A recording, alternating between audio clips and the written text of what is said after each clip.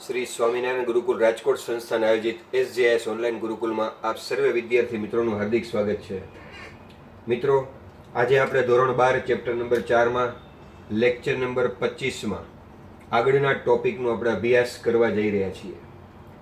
હવે આ ટોપિકમાં મિત્રો આપણે જે ગયા લેક્ચરમાં ભણ્યા છીએ એ લેક્ચરમાં જે ટોપિક હતો કે કોઈ જગ્યાએ ચુંબકીય ક્ષેત્ર હોય તેમાં એક L લંબાઈનો તાર પડેલો હોય તેમાંથી I જેટલો વિદ્યુત પ્રવાહ પસાર થતો હોય તો એના ઉપર લાગતું બળ F બરાબર ILB sin θ છે। તો એ સૂત્ર મિત્રો આપણે થોડું સાબિત કરવા જેવું છે, જે થિયરીમાં પણ બોર્ડમાં ક્યારેક પૂછી શકાતું હોય છે। બાકી JEE નીટ કે ગુજકેટમાં તો માત્ર F બરાબર ILB sin θ અને IL ક્રોસ B એની દિશા ઉપરના અને એના મૂલ્ય માટેના અલગ અલગ MCQ પૂછાતા હોય છે। તો અત્યારે જે થિયરી ભણી છે એ બોર્ડ માટે આપણે અગત્યની ગણી શકીએ તેવી છે। હવે ધારો કે આપણે અહીંયા એક વાહક તાર પસંદ કરીએ છીએ। હવે મિત્રો આ જે વાહક તારનું જે આડછેદનું ક્ષેત્રફળ છે એ ધારો કે A છે અને આ વાહક તાર જે છે એની લંબાઈ જે છે એ L છે એવું આપણે ધારીએ છીએ અને આમાંથી જે પ્રવાહ પસાર થાય છે તેમાંથી પ્રવાહ I જેટલો પસાર થાય છે। હવે આવો એક વાહક તાર આપણે લીધો છે। હવે આવા વાહક તારમાં આપણે ચુંબકીય ક્ષેત્ર લાગુ પાડવું છે। ધારો કે મિત્રો ચુંબકીય ક્ષેત્ર અહીંયા તમે ઉપર તરફ લાગુ પાડો છો, આખે આખું ચુંબકીય ક્ષેત્ર અહીંથી ઉપર તરફ છે। તો આ રીતે આપણે ચુંબકીય ક્ષેત્રની રેખાઓ દોરીએ છીએ। તો બન્યું શું કે આજે બ્લુ પેનથી મેં દોર્યું એને કહેવાય બાહ્ય ચુંબકીય ક્ષેત્ર। સપોઝ મેં નોર્થ રાખ્યું હોય, આ બાજુ સાઉથ રાખ્યું હોય અને નોર્થથી સાઉથ આ રીતે ચુંબકીય ક્ષેત્ર ઉત્પન્ન કર્યું, એનાથી મતલબ નથી। આ જે ચુંબકીય ક્ષેત્ર છે તો આપણે એટલું બોલવાનું કે આ વિસ્તારમાં ચુંબકીય ક્ષેત્ર છે। એ ચુંબકીય ક્ષેત્રની અંદર આવો એક A જેટલા આડછેદનું ક્ષેત્રફળ તથા L લંબાઈ તથા I પ્રવાહ ધરાવતો તાર રહેલો છે। હવે એમાંથી જ્યારે પ્રવાહ પસાર થતો હોય આ તરફ જ્યારે આપણે બોલીએ છીએ કે પ્રવાહ પસાર થાય છે તો પ્રવાહ પસાર થાય એટલે વાસ્તવમાં શું થાય છે? આમ તો કે આમ વિદ્યુત ભારો ગતિ કરે છે। જે વિદ્યુત ભારો ગતિ કરે છે એને આપણે પ્રવાહ કહીએ છીએ। હવે આપણને ખબર છે કે રૈવાજિક પ્રવાહ આપણે કઈ રીતે લઈએ છીએ। સામાન્ય રીતે ખરેખર કોઈ તારમાંથી આપણે આ રીતે પ્રવાહ પસાર થતો હોય તો ઇલેક્ટ્રોન ખરેખર ઉલટી દિશામાં દોડતા હોય। આ જે ઇલેક્ટ્રોન છે એનો વેગ આ તરફ હોય અને ઇલેક્ટ્રોન કરતાં ઉલટી દિશામાં જે છે આપણે રૈવાજિક પ્રવાહ લેતા હોઈએ છીએ। તો અત્યારે વિદ્યુત ભારો ગતિ કરે છે। હવે તમે સમજો કે પ્રવાહ આમ જાય છે તો ઇલેક્ટ્રોન આમ ગતિ કરે ધારો કે, તો આ તો કેના જેવી કન્ડિશન થઈ? તો કે આ એવા જેવી કન્ડિશન થઈ કે ચુંબકીય ક્ષેત્ર ઉપર તરફ છે અને એમાંથી કોઈ વિદ્યુત ભાર, ધારો કે તેનો ઇલેક્ટ્રોનની વાત કરું છું અને એને -E કહું છું, એ આ રીતે ગતિ કરે છે। કારણ કે વિદ્યુત પ્રવાહ આમ છે તો ઇલેક્ટ્રોન આ રીતે ગતિ કરે છે। વિદ્યુત પ્રવાહ કરતા ઇલેક્ટ્રોનનો વેગ ઉલટી દિશામાં હોય। તો આ રીતે વિદ્યુતભાર ગતિ કરે છે। તો આ તો આપણે અગાઉ જે ટોપિક ભણી ચૂક્યા છે એ આવ્યો કે B જેટલા ચુંબકીય ક્ષેત્રમાં આ Q જેટલો વિદ્યુતભાર એના V જેટલા વેગથી ગતિ કરતો હોય તો આ વિદ્યુતભાર ઉપર લાગતું બળ F બરાબર QV ક્રોસ B। પછી આપણે આનું મૂલ્ય F બરાબર QVB sin θ આ રીતનું આપણે ભણેલા હતા અને આપણે અલગ અલગ કિસ્સાઓને હેલિક્સની પીચ અને અંદર જઈને વર્તુળાકાર ગતિ ઘણું બધું ભણ્યા હતા। તો આ ટોપિક યાદ કરો, ચુંબકીય ક્ષેત્રમાં Q જેટલો વિદ્યુતભાર V વેગથી ગતિ કરતો હોય। જો કોઈ વિદ્યાર્થી મિત્રો ભૂલી ગયા હોય તો આ લેક્ચર હજી આગળના જોઈ લઈએ। આપણા 20 નંબરના લેક્ચરથી શરૂ કરો, 19 નંબરથી લઈને 25 સુધીમાં આ બધા ટોપિક આવી ચૂક્યા છે। તો હવે અહીંયા પણ એવું થતું હશે કે વિદ્યુત પ્રવાહ આ રીતે ગતિ કરે છે તો ઇલેક્ટ્રોન જે છે એ આ રીતે ગતિ કરતા હશે।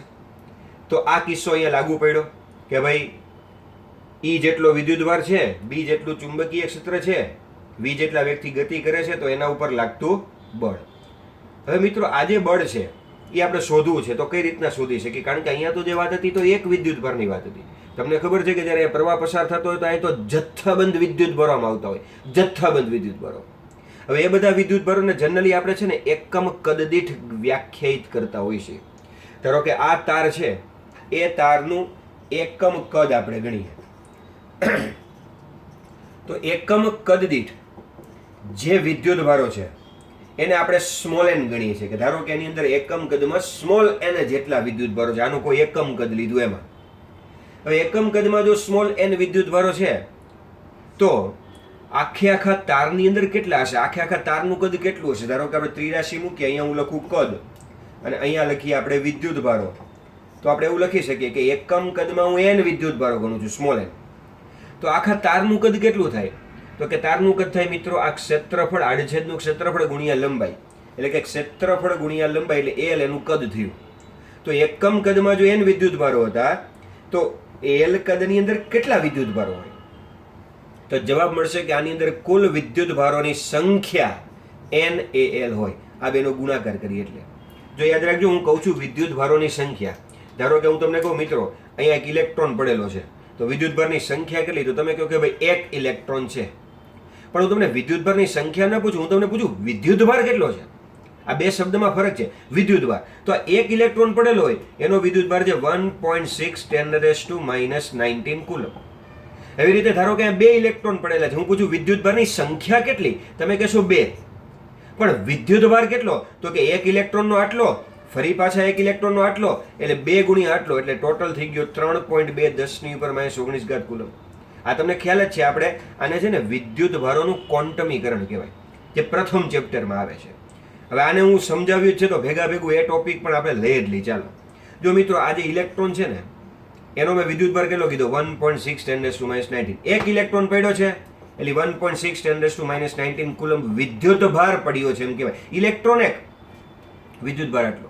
અને આને છે ને ઈ લખાય, વિદ્યુતભારનો મૂળભૂત એકમ અથવા એનો પ્રાથમિક એકમ લખાય. હવે ધારો કે બે ઇલેક્ટ્રોન પડ્યા છે તો મારે લખવું જોઈએ 2e, એટલે કે 2 ગુણ્યા આટલા, એટલે ટોટલ 3.2. 3 ઇલેક્ટ્રોન પડ્યા છે તો મારે લખવું જોઈએ 3e. 4 ઇલેક્ટ્રોન પડ્યા હોય તો 4e. 5 ઇલેક્ટ્રોન પડ્યા તો 5e. એટલે n ઇલેક્ટ્રોન પડ્યા હોય ધારો કે તો ne. આને કહેવાય કુલ વિદ્યુતભાર. ઘણી જગ્યાએ આને આપણે સ્મોલ એન તરીકે પણ લખતા હોઈએ છીએ, પણ અત્યારે મેં સ્મોલ એન એકમ કદ દીઠ લીધા છે એટલે હું કેપિટલ એન લખું છું કે ભાઈ માનો કે 50 ઇલેક્ટ્રોન પડ્યા છે તો આ n એટલે 50 અને એની સાથે મેં e ગુણી દીધું એટલે કે 1.6 10⁻⁹. આ બેનો ગુણાકાર કરું એને કહેવાય ટોટલ વિદ્યુતભાર. કયો? આટલા કુલંબ રહેલો છે એમ કહેવાય. રેડી? તો હવે એ જ વસ્તુ હું તમને અહીંયા કહું કે હવે તમને ખબર પડી ગઈ કે મારે e વડે ગુણી નાખવાના છે તો મને વિદ્યુતભાર મળશે. તો એ વસ્તુ જો અહીંયા પૂછું તમને પહેલા ત્રિરાશીમાં કે એકમ કદમાં વિદ્યુતભારોની જે સંખ્યા છે En છે તો એલ કદમાં કેટલી? તો કે nl. હવે હું તમને વિદ્યુતભારોની સંખ્યા નહીં પણ વિદ્યુતભાર પૂછું તો તમે લખશો કે વિદ્યુતભાર કેમ મળે ભાઈ? તો કે આ સંખ્યા થઈ ગઈ nl. હવે એની સાથે મારે કોને ગુણી નાખવું પડે? e ને ગુણી નાખવું પડે. જેમ આપણે 3 ગુણ્યા e, 4 ગુણ્યા e, 5 ગુણ્યા એમ. આ તમારા માટે કુલ વિદ્યુતભારોની સંખ્યા છે, એની સાથે મારે e ગુણી નાખવા પડે. આ થયો વિદ્યુતભાર. આખા તારની અંદર કુલ વિદ્યુતભાર થયો. તો હવે આપણું જે સૂત્ર હતું અહીંયા કે ચુંબકીય ક્ષેત્રમાંથી વિદ્યુતભાર પસાર થાય તો આપણું સૂત્ર શું હતું? F સદિશ બરાબર આ F સદિશ બરાબર Q V cross B. B જેટલા ચુંબકીય ક્ષેત્રમાં Q જેટલો વિદ્યુતભાર V જેટલા વેગથી જો ગતિ કરતો હોય તો એના ઉપર લાગતું બળ. હવે આ સૂત્રને આપણે અહીંયા લાગુ પડી કે અહીંયા તો એક વિદ્યુતભાર ને અહીંયા તો જથ્થાબંધ વિદ્યુતભારો, આટલા બધા વિદ્યુતભારો છે. એકમ કદમાં n, એલ કદમાં nl ગુણ્યા હું e કરું એટલે મને વિદ્યુતભાર મળે. એટલા બધા વિદ્યુતભાર જાય છે. તો અહીંયા મારે આ વિદ્યુતભારની જગ્યાએ આ વસ્તુ મૂકવી પડશે, NaLe અહીંયા મૂકવું પડશે. તો અહીંયા આપણે F સદિશ બરાબર આની જગ્યાએ મૂકશું આપણે NaL ઇન્ટુ e અને અહીંયા મૂકશું V ક્રોસ B. તો જો આ Q જેટલો વિદ્યુતભાર અહીંથી દાખલ થતો તો અહીંયાથી આટલા થઈ જાય NaLe. તો એટલો વિદ્યુતભાર ત્યાં પસાર થયો તેમ ગણાય. હવે મિત્રો અહીંયા જે આપણે વાત કરી હતી કે જે V છે ને એ આપણે ત્રીજા ચેપ્ટરમાં ભણવાનું આવે છે. ત્રીજા ચેપ્ટરમાં જે છે એમાં આપણે આને D એટલે કે VD ડ્રિફ્ટ વેગ ગણતા હોઈએ છીએ. આપણે ડ્રિફ્ટ વેગ આને આપણે ગણીએ છીએ, જે ત્રીજા ચેપ્ટરમાં આપણે ભણવાનું આવશે. એટલે બે સૂત્રો ખાસ યાદ રાખો મિત્રો કે ત્રીજા ચેપ્ટરમાં છે ને આપણે ટેક્સ્ટ બુકમાં પેજ નંબર 98 ઉપર, જો તમારી પાસે ટેક્સ્ટ બુક હોય તો તમે આ જોઈ શકશો, પેજ નંબર 98 ઉપર સમીકરણ નંબર 3.18 અને 3.20 આ બે આપણને કામના છે. એ 3.18 અને જે 20 છે એમાં આ થોડુંક ડ્રિફ્ટ વેગ વિશે પણ સમજાવ્યું છે અને આ બે સમીકરણોમાં જે વસ્તુ આવે છે એનો હમણાં અહીંયા આપણે ઉપયોગ કરશું. એટલે આ તમે રેફરન્સ માટે સામે રાખી શકો છો. ત્રીજા ચેપ્ટરમાં આપણે ભણવાના છીએ વસ્તુ. ફરી પાછા અહીંયા આવી જાઓ કે આટલો વિદ્યુતભાર છે. હવે જો તમને એમ થાય કે મારે આ તો ઇલેક્ટ્રોન છે, મારે નિશાની સહિત લેવો છે, તો તમે આ ઈ પાસે માઇનસ મૂકી શકો છો અને એને નિશાની સહિત પણ લઈ શકો છો. અત્યારે એવી કોઈ જરૂરિયાત નથી એટલે આપણે લેતા નથી, લઈ શકાય. તો NaLe VD ક્રોસ B આ રીતના થયું. હવે હું તમને જે મિત્રો કહું છું કે આ જે 3.18 નંબરનું સમીકરણ છે, એ સમીકરણ એવું છે કે n એટલે આ એકમ કદ દીઠ વિદ્યુતભારો, ત્યાર પછી એની સાથે આપણે ગુણીએ આડછેદનું ક્ષેત્રફળ એટલે કે A, પછી આપણે લઈએ ડ્રિફ્ટ વેગ. હવે ડ્રિફ્ટ વેગ ક્યાં ત્યાં માનાંકમાં લીધેલો છે, પણ એ બધું ત્રીજા ચેપ્ટરમાં આપણે સમજશું. હું તો આ માત્ર અત્યારે તમને સમજાવું છું કે સમીકરણ 3.18 કયું હતું, તો કે n a vd અને એની સાથે જો E હોય NaVDE, તો આ વસ્તુને આપણે વિદ્યુત પ્રવાહ ગણીએ છીએ. ક્યાં ભણશું આ સૂત્ર મિત્રો? આપણે પેજ નંબર 98માં સમીકરણ નંબર 3.18. પણ અત્યારે તમે એટલું યાદ રાખો કે NaVDE એને આપણે I લખી શકીએ છીએ, વાહક તારમાંથી પસાર થતો પ્રવાહ. બરોબર, અત્યારે સાબિત કરશું આપણે. તો અહીંયા કઈ કઈ વસ્તુ મળે છે આપણને? N, પછી આ A, પછી આ VD અને E. આની જગ્યાએ આપણે I લખી શકીએ છીએ. પણ હવે ધ્યાનથી જુઓ મિત્રો, અહીંયા VD તો સદિશ છે. VD સદિશ હોય અને હું NaEVD આ બધાની જગ્યાએ જો I લખું તો મારે I ને સદિશ કરવો પડે.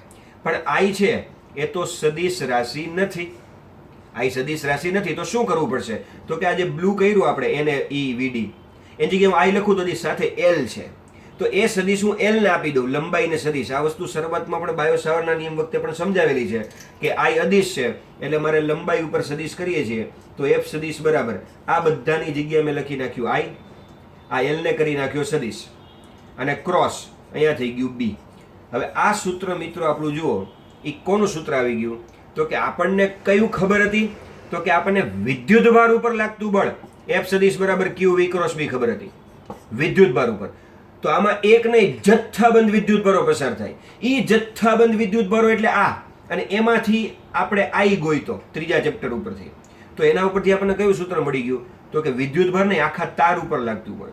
હવે આ સૂત્ર જો આપણે જે લાસ્ટ લેક્ચરમાં ભણ્યા 24માં કે B જેટલા ચુંબકીય ક્ષેત્રમાં, અહીંયા B જેટલું ચુંબકીય ક્ષેત્ર છે, I જેટલો પ્રવાહ ધરાવતો L લંબાઈનો સુરેખ તાર પડ્યો હોય તો એના ઉપર લાગતું બળ. અને ફરી પાછું આનું જે મૂલ્ય લેવાનું આવ્યું, F બરાબર ILB sin થીટા, જ્યાં થીટા એટલે IL સદિશ અને B સદિશ વચ્ચેનો ખૂણો. અને જે દિશા આપણે ગણીશું એ ક્રોસ ગુણાકાર વડે નક્કી કરીશું. અથવા તો આપણે જે આ નિયમ આપ્યો છે કે પ્રથમ આંગળી પ્રથમ સદિશમાં છે એટલે કે IL માં, ચાલો અહીંયા આપણે કરવું હોય તો જો IL આ તરફ છે તો મેં પ્રથમ આંગળી IL માં જવા દીધી આ તરફ. હવે બીજી આંગળી મારે રાખવાની થશે B માં, તો IL માં આ બીજી આંગળી B માં એટલે B ક્યાં છે? ઉપર તરફ. તો ચાલો આ IL માં વહી ગયો, B ઉપર તરફ જવા દો એટલે આ તરફ જવા દો, આ ઉપર તરફ. તો આ જે બોર્ડમાં આકૃતિ દોરી જે વસ્તુ થઈ ગઈ, પ્રથમ આંગળી IL પ્રવાહ આ તરફ જાય છે, બીજી આંગળી B માં ઉપર તરફ જાય છે, તો અંગૂઠો બહાર તરફ આવ્યો, બહાર તરફ એટલે અહીંથી આ તરફ. રેડી? તો શું થયું? ફરી પાછું કહું છું, IL ધારો કે x અક્ષ તરફ થયો, ચુંબકીય ક્ષેત્ર ધારો કે y અક્ષ તરફ થયું, તો આનું જે બળ છે એ બહાર તરફ એટલે કે z અક્ષ તરફ આપણને આનું બળ મળશે. આ આપણે દિશા શોધી. હવે ઘણી વખત એવું થાય મિત્રો, હું જ્યારે બોલું છું ત્યારે શબ્દ ખાસ પકડવાના છે. આપણે એવું લખ્યા છે કે B જેટલા ચુંબકીય ક્ષેત્રમાં, ચાલો B જેટલું ચુંબકીય ક્ષેત્ર છે, L લંબાઈનો I પ્રવાહ ધરાવતો સુરેખ તાર પડ્યો હોય તો. હવે સુરેખ ન હોય તો શું કરવું? તો એ પણ જોઈ લઈ કે ધારો કે અહીંયા ચુંબકીય ક્ષેત્ર આ રીતે છે. હવે તમે નિશાની જોઈને સમજી જવા જોઈએ કે આ અંદર ક્રોસ કરી અંદર જવાનું છે, એટલે અહીંયા ચુંબકીય ક્ષેત્ર આમ અંદર જઈ રહ્યું છે. ચુંબકીય ક્ષેત્રની રેખાઓ અંદર તરફ જઈ રહી છે. હવે એમાં એક યાદચ્છિક આકારનો તાર પડેલો છે, આવી રીતે એક યાદચ્છિક આકારનો જે સુરેખ આકાર નથી, અને કોઈ તમને એમ કે આના ઉપર લાગતું બળ શોધો. તો મિત્રો આ રીતે આપણે આ જે સૂત્ર છે, જે સંપૂર્ણ તાર ઉપર લાગતા બળનું સૂત્ર છે, એ ઉપયોગમાં લઈ શકીએ નહીં. આ કિસ્સા માટે આપણે એવું કરવું પડે કે જે બાયોસાવરના નિયમમાં કરેલું હતું કે આને આપણે નાના નાના ખંડોમાં વહેંચી નાખીએ. આનો એકાદ નાનો ખંડ, જેને આપણે શું કહેશું યાદ છે તમને મિત્રો? આઈડીએલ સદિશ વિદ્યુત પ્રવાહખંડ અથવા તો નાના નાના ખંડ DL1 DL2 DL3 DL4 એમ કરતા કરતા આ જે ખંડ છે એ DLJ મેં જે આપ્યું, ધારો કે જેમો ખંડ છે, 50મો ખંડ, 70મો ખંડ, 12મો ખંડ, 18મો ખંડ, એવી રીતે DLJ સદિશ જેમો ખંડ, જે એટલે અહીંયા કોઈક આંકડો છે, તો માત્ર આ ખંડ ઉપર લાગતું બળ શોધીએ. તો ચાલો સૂત્રમાં શું ફેરફાર કરીશું અહીંયા આ સૂત્રની અંદર, તો કે આપણે આવો ફેરફાર કરીશું. I એમ રાખશું. પ્રવાહ તો બધા ખંડમાંથી સરખો પસાર થતો હોય, પ્રથમ ખંડ હોય તો પણ I એ જ હોય, અને જેમો ખંડ હોય તો પ્રવાહ તો એ જ પસાર થવાનો હોય. પણ આ જે L છે આખા તારની લંબાઈ, એની બદલે હું અહીંયા કરી નાખીશ DLJ, એટલે કે હું માત્ર એક જ ખંડની વાત કરું છું, DLJ, અને ક્રોસ કરી નાખ્યું B. તો હવે આજે મને બળ મળ્યું મિત્રો, તમને ખ્યાલ આવી ગયો કે આને હું F ન લખી શકું, આને મારે DF લખાય, કારણ કે આખા તાર ઉપર લાગતું બળ નથી, માત્ર નાનકડા ખંડ ઉપર લાગતું બળ છે, એટલે મેં DF લખ્યું. અને હવે જો મારે DF ઉપરથી F જોતું હોય, F, તો આવા તમામ ખંડ ઉપર લાગતા બળો નો આપણે સરવાળો કરવો જોઈએ. એટલે કે અહીંયા સિગ્મા કરવું જોઈએ, જે બરાબર 1મા ખંડથી nમો ખંડ, અને પછી આ સૂત્ર લખવું જોઈએ કે IDL સદિશ જેમો ખંડ ક્રોસ B. અથવા તો કુલ બળ F જોતું હોય આખા તાર ઉપર લાગતું બળ, તો આવો સિગ્મા લેવાને બદલે તમે સંકલન પણ કરી શકો કે IDL સદિશ ક્રોસ B સદિશ. ત્યાં લખી શકીએ આપણે સમગ્ર તાર ઉપર સંકલન, કેવી રીતે કંઈ પણ લખો તમે, પછી આપણે આ રીતે સંકલન કરીને પણ મેળવી શકીએ. પણ આવી વસ્તુ જો આવવાની નથી, આ હું તમને બોર્ડની થિયરી માટે પૂછાવું છું. ZEE નીટ ગુજકેટમાં તો ઓન ધ સ્પોટ આ સૂત્રનો ઉપયોગ કઈ રીતના કરવો, દિશા કઈ રીતના શોધવી, એના ઉપર જ ફોકસ થતું હોય છે. તો આ રીતે આપણે દર્પણનો પણ એક પ્રશ્ન કમ્પ્લીટ કર્યો. ટેક્સ્ટ બુકમાં જો મિત્રો તમે આ ટોપિક જોવા તમે જાઓ છો, તો આ ટોપિક છે આપણો 4.2.3 નંબરનો ટોપિક. આ ટોપિક ટેક્સ્ટ બુકમાંથી જે વિદ્યાર્થીઓ કરતા હોય 4.2.3 એ તૈયાર કરી શકશે. હવે આપણે ખાસ કિસ્સાઓ પણ જોવાના હતા, અને થોડા ઘણા આના દાખલાઓ પણ મિત્રો આપણે જોવાના હતા. તો ખાસ કિસ્સાઓ જોઈ લઈએ સૌથી પહેલા. તો ખાસ કિસ્સામાં આપણે મુખ્ય વાત એ જ કરી છે કે અહીંયા કોઈ પણ જગ્યાએ ચુંબકીય ક્ષેત્ર હોય, ધારો કે આ છે નોર્થ થી સાઉથ બાહ્ય ચુંબકીય ક્ષેત્ર. ચાલો આ ચુંબકીય ક્ષેત્રમાં એક તાર રહેલો છે, આના ઉપર કેટલું બળ લાગે, તો કે ચુંબકીય ક્ષેત્રમાં તાર રહેલો હોય તો લાગતા બળનું સૂત્ર છે ILB sin θ. પણ તમે જુઓ, મેં તમને કીધું કે ચુંબકીય ક્ષેત્રમાં એક તાર રહેલો હોય. હવે તાર ભલે રહેલો, પણ આ તારની અંદર વિદ્યુત પ્રવાહ તો પસાર થતો નથી, I0 છે. એટલે જ્યારે આ સૂત્રમાં આપણે કિંમત મૂકીશું ILB sin θ, એમાં I0 થવાથી બળ 0 થશે, એટલે આ કિસ્સામાં તાર ઉપર લાગતું બળ 0 થશે. ચલો બીજા નંબરનો કિસ્સો જો આપણે વિચારીએ મિત્રો, કે ચુંબકીય ક્ષેત્ર નોર્થથી સાઉથ તરફ આ રીતે છે, આ ચુંબકીય ક્ષેત્ર, એની અંદર આપણે એક તાર મૂકેલો છે અને પ્રવાહ પણ પસાર થાય છે આમાં. ચલો એક તાર અહીંયા પડ્યો જેમાં પ્રવાહ આ રીતે પસાર થાય છે. ચલો આની ઉપર કેટલું બળ લાગશે, તો કે F બરાબર ILB sin θ. ચલો I તો કે આમાં પ્રવાહ પસાર થાય જ છે, આ તારની લંબાઈ તો કે એ પણ કંઈક છે, ચુંબકીય ક્ષેત્ર બ્લુ લાઈનથી દોરેલું છે એ પણ કંઈક છે. એટલે થીટા શું છે? થીટા એટલે આપણે વાત કરી તેમ અહીંયા કે IL અને B વચ્ચેનો ખૂણો. તો કે મિત્રો IL આ તરફ છે, જો પ્રવાહ આ તરફ પસાર થાય, અને ચુંબકીય ક્ષેત્ર B પણ આ તરફ છે, તો એનો અર્થ સમજાય બંને સમાંતર થઈ ગયા. IL સમાંતર B થઈ ગયા. અહીંયા લખીએ એટલે તમે નોટમાં લખી શકો IL સમાંતર B, એટલે અહીંયા ખૂણો થીટા થઈ ગયો 0, અને થીટા 0 થઈ જવાથી sin 0 બધું જ શું થઈ ગયું 0, તો આ તાર ઉપર બળ લાગશે નહીં. અચ્છા, એના કરતાં ઉલટી કન્ડિશન વિચારીએ આપણે કે એક તાર આ રીતે પડેલો છે અને એમાં વિદ્યુત પ્રવાહ આ રીતે પસાર થાય છે, તો વિદ્યુત પ્રવાહ આ રીતે, ચુંબકીય ક્ષેત્ર આ રીતે પ્રતિ સમાંતર, તો એના માટે ખૂણો થીટા બરાબર 180, પણ sin 180 પણ 0 થશે, તો અહીંયા પણ તાર ઉપર લાગતું બળ થઈ જશે 0. ત્રીજા નંબરનો કિસ્સો સરળ છે, તમને ખ્યાલ આવી જ ગયો કે નોર્થ અને સાઉથ આ રીતે છે બાહ્ય ચુંબકીય ક્ષેત્ર, એટલે કે બહારનું. આ યાદ રાખજો, ખાસ ભૂલ નથી કરવાની, બાહ્ય ચુંબકીય ક્ષેત્ર. અહીં એવું નથી કે હું અહીંયા જે તાર મૂકું છું, તારમાંથી પ્રવાહ પસાર કરું છું, તો તારમાંથી પ્રવાહ પસાર થાય એની આજુબાજુ જે ચુંબકીય ક્ષેત્રો એ નથી. આ જે બ્લેક લાઈન દોરેલું એ બહારનું વધારાનું ચુંબકીય ક્ષેત્ર છે. તારમાંથી પ્રવાહ પસાર કરશું એ તો પોતાની આસપાસ ચુંબકીય ક્ષેત્ર ઉત્પન્ન કરશે, પણ એની ગણતરી અત્યારે આપણે કરવાની નથી. બાહ્ય ચુંબકીય ક્ષેત્ર વડે તાર ઉપર શું અસર થાય છે એનો અભ્યાસ કરી છે અહીં આપણે. તો અહીંયા અત્યારે IL ઉપર તરફ છે, B આ તરફ છે, એટલે IL સદિશ લંબ B સદિશ થયા, અહીંયા થીટા બરાબર 90 થયા અને F બરાબર ILB sin 90. sin 90 ની કિંમત એક મેક્સિમમ થઈ, તો અહીંયા અત્યારે મહત્તમ બળ મેક્સિમમ બળ ILB લાગ્યું આ તાર ઉપર. જો કઈ દિશામાં લઈ ગયું તમને આવડે છે.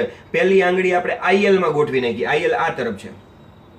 બીજી આંગળી ચુંબકીય ક્ષેત્રમાં, ચુંબકીય ક્ષેત્ર આ તરફ છે, તો અંગૂઠો અંદર તરફ આવ્યો એટલે ચુંબકીય ક્ષેત્ર આમ હોય. માનો કે આ બ્લેક પેન થી ચુંબકીય ક્ષેત્ર છે, પ્રવાહ આમ તરફ જાય છે. આ જે આકૃતિ છે જ બતાવું છું અહીંયા. તો IL આ તરફ, B આ તરફ, અંગૂઠો અંદર, એટલે કે આ તાર ઉપર આમ અંદર તરફ બળ લાગે. આ થઈ ગયો આપણો કિસ્સા નંબર 3. હવે મિત્રો આપણે આના ઉપરથી 1 સેકન્ડનું આ રાખું છું આ બાજુનું, એટલે કદાચ તમારે કિસ્સાઓ જો સ્ક્રીનશોટ પાડીને લખવા હોય તો તમે લખી શકો છો, તો વિડીયો પોઝ કરીને પણ તમે લખી શકો.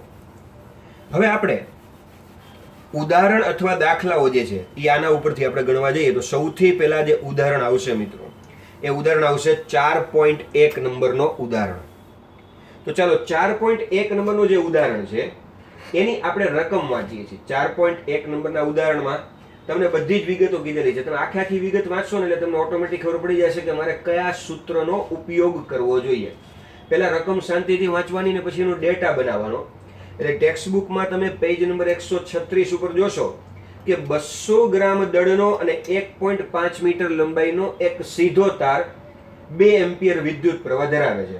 એટલે તમે સૌથી પહેલા ડેટો બનાવ્યો અહીંયા ઉદાહરણ નંબર 4.1 ની અંદર કે ભાઈ 200 ગ્રામ દળનો, એટલે તમે લખ્યું M બરાબર 200 ગ્રામ દળ. પછી લખ્યું છે 1.5 મીટર લંબાઈ, એટલે તારની લંબાઈ L બરાબર 1.5 મીટર તમે લખી અને તેમાંથી 2 એમ્પિયર વિદ્યુત પ્રવાહ પસાર થાય છે, એટલે I બરાબર 2 એમ્પિયર વિદ્યુત પ્રવાહ લખ્યો. હવે આવો તાર સમક્ષિતિજ અને સમાન ચુંબકીય ક્ષેત્ર B જે તમને આકૃતિ 4.3 માં દર્શાવેલું છે, મીન્સ આકૃતિ તમને રકમમાં આપેલી છે, હવામાં લટકેલો રાખ્યો છે, તો ચુંબકીય ક્ષેત્રનું મૂલ્ય શું હશે? આવો પ્રશ્ન છે. તો પહેલા તો આપણે જેને મિત્રો આકૃતિ ખાસ જોવી પડશે. આકૃતિમાં તમને એ રીતે દર્શાવેલું છે કે ચુંબકીય ક્ષેત્રમાં ચોકડી દર્શાવી છે બાજુમાં. તમે આકૃતિ જોશો ટેક્સ્ટબુકમાં એટલે ખ્યાલ આવશે કે ચોકડી દર્શાવેલી છે. હવે ચોકડી જો દર્શાવેલી છે તો એનો અર્થ એમ કે ચુંબકીય ક્ષેત્ર અંદર તરફ છે. એટલે અંદર તરફ દર્શાવવા માટે આપણે જો આકૃતિ દોરીએ તો આ રીતની દોરવી જોઈએ કે આ ચુંબકીય ક્ષેત્ર અંદર તરફ છે, જે ક્રોસ કર્યું એટલે આમ સમતલમાં અંદર તરફ. હવે એમાં એક તાર તમે શું કર્યું છે? લટકાવ્યો છે અને વિદ્યુત પ્રવાહની દિશા પણ તમને આપી છે. તો ચાલો એક તાર આ રીતે લટકાવ્યો છે, વિદ્યુત પ્રવાહની દિશા આ તરફ તમને આપી છે. હવે તમે વિચારો મિત્રો કે અહીંયા હું તમને કહી દઉં કે ચુંબકીય ક્ષેત્ર અંદર તરફ છે, અથવા તો તમને આ બાજુ આપું કે ચુંબકીય ક્ષેત્ર આમ તરફ છે અને મેં એક તાર આમ લટકાવ્યો છે, તો કઈ રીતના લટકે? તો કે આ તો પડી જાય ભાઈ નીચે. હું અહીંયા કદાચ તાર મૂકું તો આમ નીચે પડી જાય. શું કામ નીચે પડી જાય? કારણ કે એના ઉપર કયું બળ લાગશે? તો કે mg. તમે કહેજો આ લટકાવેલો પડ્યો છે એનો અર્થ એવો થઈ ગયો કે જેટલું mg નીચે તરફ લાગે છે ને એટલું જ કોઈ બળ ઉપર તરફ લાગવું જોઈએ, અને આ બે બળ એકબીજાની અસર નાબૂદ કરતા હોવા જોઈએ, તો જ એ તાર ત્યાં હવામાં લટકી શકે. પ્રશ્ન એ છે ઉપર કયું બળ લાગતું હશે? નીચે તો ગુરુત્વાકર્ષી બળ mg લાગ્યું, તો કે કયું લાગ્યું? તમે જ વિચાર કરો. શું છે? B જેટલું ચુંબકીય ક્ષેત્ર છે, I જેટલો પ્રવાહ છે, L જેટલી લંબાઈ છે. તો ચુંબકીય ક્ષેત્રમાં આવો તાર પડ્યો હોય તેના ઉપર કયું બળ લાગે છે મિત્રો? તો કે આપણને ખબર છે F બરાબર ILB sin થીટા બળ લાગે. ચલો થીટા એટલે IL અને B વચ્ચેનો ખૂણો. હવે તમે જુઓ છો IL આમ છે, B અંદર છે, પરસ્પર લંબ છે એટલે sin 91, એટલે અહીંયા મેક્સિમમ બળ ILB લાગ્યું. ચલો લાગ્યું તો ખરા તાર ઉપર, પણ કઈ દિશામાં લાગ્યું? આપણે દિશા પણ જોવાની જ ખાસ કરીને. તો દિશા માટે જુઓ ILB, I એટલે આ તરફ છે, પ્રવાહ આ તરફ જાય છે, ચુંબકીય ક્ષેત્ર B અંદર તરફ છે એટલે અંદર તરફ આંગળી રાખી તો અંગૂઠો ઉપર તરફ. તો આપણે જે ઉપર તરફ બળ લાગવાની વાત કરી છે મિત્રો ILB છે. હવે આ જો ILB અને mg બંને સરખા થઈ જશે, આ બંનેના મૂલ્ય સરખા છે, દિશા તો પરસ્પર વિરુદ્ધ થઈ જ ગઈ, તો જ આ તાર હવામાં લટકી શકે. હવે આપણો પ્રશ્ન એ છે કે દળ આપેલું છે, લંબાઈ આપેલી છે, I આપેલું છે, એટલે કે દળ, લંબાઈ, I. તો તમારે B શોધવાનું છે કે આ જગ્યાએ હું કેટલા ચુંબકીય ક્ષેત્રની ગોઠવણ કરું તો આ તાર લટકાવેલો રહે. તો બસ બહુ સરળ થઈ ગયું. આપણે B ને કરતા બનાવી લઈએ. mg ના છેદમાં il જવા દઈ અને સાદુરૂપ આપી દઈએ કે દળ છે 200 ગ્રામ, એને આપણે કિલોગ્રામમાં ફેરવીએ, g એટલે 9.8 લખીએ, વિદ્યુત પ્રવાહ 2 એમ્પિયર આપેલો છે, લંબાઈ 1.5 આપેલી છે. આનું સાદુરૂપ તમે કેલ્ક્યુલેટરથી મદદથી આપી દો એટલે અહીંયા તમને મિત્રો જવાબ મળશે કે 0.65 ટેસ્લા. હવે 12મા ધોરણમાં તમે છો તો સાદુરૂપ તમારા ઉપર હોમવર્કમાં હું મૂકી શકું. રેડી? તો આ રીતે 4.1 નંબરનો દાખલો ગણી શકીએ. હવે આ જ રીતે આ જ પ્રકારનો દાખલો પણ થોડી રજૂઆત જુદી સ્વાધ્યાયનો દાખલો છે. હવે ખરેખર સ્વાધ્યાયના દાખલા અત્યારે કાઢી નાખ્યા છે, વધારાના સ્વાધ્યાયના દાખલા, પણ આપણે તો ગણવા જ છે, આપણે કોઈ વસ્તુ કાઢવી નથી. JEE નીટમાં આવશે ને આપણો ટાર્ગેટ નીટનો મેક્સિમમ માર્ક્સ મેળવવાનો છે, એટલે આપણે એક પણ વસ્તુ જતી નથી કરવાની. તો 4.21 નંબરનો દાખલો આપણે જોઈએ તો 4.21 નંબરના દાખલાની જે રકમ છે, વધારાના સ્વાધ્યાયનો દાખલો છે, એ રકમ એવી છે કે 0.45 મીટર લંબાઈ 60 ગ્રામ દળનો એક સીધો વાહક સળિયો. એટલે આમ જોવા જાવ તો મિત્રો કન્ડિશન કંઈક આ દાખલા જેવી થઈ છે આપણી પાસે કે 0.45 મીટર લંબાઈ છે, 60 ગ્રામ દળ છે. તો આ બંને વસ્તુ આપણે લખીએ, આપણે સંકેતમાં આપશું L, 0.45 મીટર. આપણને આપેલું છે દળ, જે ગ્રામમાં આપેલું છે 60 ગ્રામ દળ, તો આપણે લખશું M બરાબર 60 ગ્રામ. સાથે સાથે આપણે રકમ પણ જોતા જશું. આમાં આ વાહક સળિયો તેના છેડે બાંધેલા 2 તાર વડે સમક્ષિતિજ લટકાવેલો છે. હવે અહીંયા જે સળિયો દોરેલો હતો એવો જ સળિયો અહીંયા છે, પણ અહીંયા કઈ રીતના છે તો કે એના છેડે આમ 2 તાર બાંધ્યા છે અને તાર દ્વારા આ રીતે ક્યાંક લટકાવેલો છે આ સળિયો. હવે આ લટકાવેલો છે તો શું થાય? સીધી વસ્તુ છે કે નીચે તરફ mg લાગે એટલે આ તારોમાં શું ઉત્પન્ન થાય? તણાવ. આ ઉપર તરફ આ રીતે તણાવ ઉત્પન્ન થાય આ તારની અંદર. હવે આપણો પ્રશ્ન એ છે કે જો તમે આ તારોમાંથી 5 એમ્પિયર જેટલો વિદ્યુત પ્રવાહ પસાર કરો છો, આની જેમ જ આપણે M, L અને I આપેલા હતા, તો અહીંયા પણ તમને વિદ્યુત પ્રવાહ આપેલો છે 5 એમ્પિયર. આ જ રીતે તો પ્રશ્ન એ છે, પ્રથમ પ્રશ્ન A અને B, કે આ વાહક સળિયાને લંબરૂપે કેટલું ચુંબકીય ક્ષેત્ર આપણે ઉત્પન્ન કરવું જોઈએ કે જેથી આ જે સળિયો લટકાવેલો છે આ તાર, એ તારમાં તણાવ શૂન્ય થઈ જાય. તો કે ખૂબ સરસ વસ્તુ થઈ ગઈ કે ભાઈ જેટલું mg લાગે ને એટલું આ ઉપર તણાવ લાગતું હોય તો જ સળિયો રહેવાનો છે. પણ માનો કે કોઈ બીજું બળ એટલું જ આ બાજુ લાગી ગયું છે mg ને સંતુલે, તો પછી આ તાર જે તણાવ રહિત થઈ જાય કે જેટલું mg લઈ ગયું એટલું જ ઉપર લાગી ગયું, તો તારની અંદર તણાવ ઉત્પન્ન ન થાય. અને કયું લાગશે આપણને ખબર છે કે કઈ રીતે આપણે કરવું પડશે અહીંયા, તો કે આ જગ્યાએ આની જેમ જ કન્ડિશન વિચારી કે જો ચુંબકીય ક્ષેત્ર આપણે અહીં અંદર તરફ ગોઠવી દઈ આ રીતે, અને આ તારમાંથી વિદ્યુત પ્રવાહ આપણે આ રીતે પસાર કરી આ તરફ, તો બનશે એવું કે IL, પહેલી આંગળી IL માં, બીજી આંગળી B માં ચુંબકીય સંબંધ અંદર, અંગૂઠો ઉપર, એટલે ઉપર તરફ ILB બળ લાગશે. અને સેમ કન્ડિશન આ જ રહેશે, ILB બરાબર mg, આ જ રીતે B બરાબર mg upon IL. આ જ વસ્તુ કરવી પડશે. તો દળ જે છે એ 60 ગ્રામ, એને કિલોગ્રામમાં ફેરવીએ, g ની કિંમત 9.8 લખીએ, વિદ્યુત પ્રવાહ 5, લંબાઈ 0.45. ચલો આનું સાદુરૂપ આપી દેજો મિત્રો, એટલે જવાબ તમને મળી જશે કે 0.26 ટેસ્લા. આટલું ચુંબકીય ક્ષેત્ર તમારે ગોઠવવું પડશે. હવે બીજો પ્રશ્ન પણ આપણે ગણી લઈએ મિત્રો. બીજો પ્રશ્ન, આટલું B તમે અહીંયા ગોઠવશો ચુંબકીય ક્ષેત્ર 0.26, એટલે ILB કોના જેટલું લાગશે તો કે જેટલું mg લાગે છે નીચે તરફ એટલું જ ILB લાગી જશે. બંનેના મૂલ્ય સરખા છે. હવે બીજો પ્રશ્ન એવો પૂછ્યો છે B ક્વેશ્ચન, આમાં ને આમાં 4.21 માં જ આ B નંબરનો પ્રશ્ન એવો પૂછ્યો છે કે જો ચુંબકીય ક્ષેત્ર એમ જ રહેવા દો, વિદ્યુત પ્રવાહની દિશા ઉલટાવી નાખો, એટલે કે આ તારની અંદર જે વિદ્યુત પ્રવાહ આમ જતો હતો એની બદલે આ બાજુ જવા દો, બાકી બધું એમને રાખો. બાકી બધું એમને એટલે ચુંબકીય ક્ષેત્ર અંદર છે તો એમને રાખો. તો હવે શું થશે તો કે બહુ સરળ વસ્તુ છે કે ભાઈ નીચે mg તો લાગતું જ હતું, એ તો એમને લાગે જ કઈ ગુરુત્વાકર્ષી બળ તો, પણ જે આપણે પ્રથમ આંગળી IL માં, બીજી આંગળી B માં રાખતા હતા ને ILB આ બાજુ લાગતું હતું, એની બદલે હવે આ પ્રથમ આંગળી આપણે આમ કરી નાખવી પડે, કારણ કે વિદ્યુત પ્રવાહ આ બાજુ થઈ ગયો, IL આમ, ચુંબકીય ક્ષેત્ર અંદર, તો અંગૂઠો નીચે, એટલે કે હવે ILB બળ પણ નીચે તરફ લાગે. તો નીચે તરફ લાગતા બે બળ થઈ ગયા. તો નીચે તરફ લાગતું કુલ બળ આ બંને બળોના સરવાળા જેટલું થઈ ગયું. સરવાળો એટલે કેટલો? તો કે ILB પણ mg જેટલું જ લાગે છે. આપણે અહીંયા જ કીધું કે આ બે તો સરખા લાગે છે આ બધી કન્ડિશનમાં.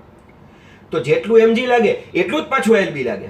માનો કે mg 5 ન્યૂટન લાગતું તો I 5 લાગે તો નીચે થઈ ગયા 10. પહેલા એવું હતું આ કન્ડિશનમાં કે mg માનો કે 5 ન્યૂટન લાગે તો ILB પણ 5 લાગે એટલે પરિણામે 0 થઈ ગયું. હવે એવું થઈ ગયું કે mg 5 લાગે છે તો ILB પણ 5 લાગે છે તો નીચે લાગતું બળ કેટલું થઈ ગયું? 10. એટલે કે mg કરતા બમણું.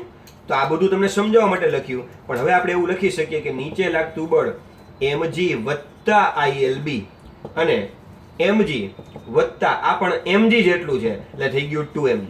ILB પણ mg જેટલું છે. અથવા તો તમે બધી કિંમત મૂકો તો પણ ચાલવાનું છે. અહીંયા વિદ્યુત પ્રવાહ 5 મૂકો, લંબાઈ 0.45 મૂકો ને b તમે જે ગોઈતું 0.26 મૂકો. m છે એ 60 ગ્રામ મૂકો ને g છે એ 9.8 એમ મૂકો તો પણ વાંધો નથી.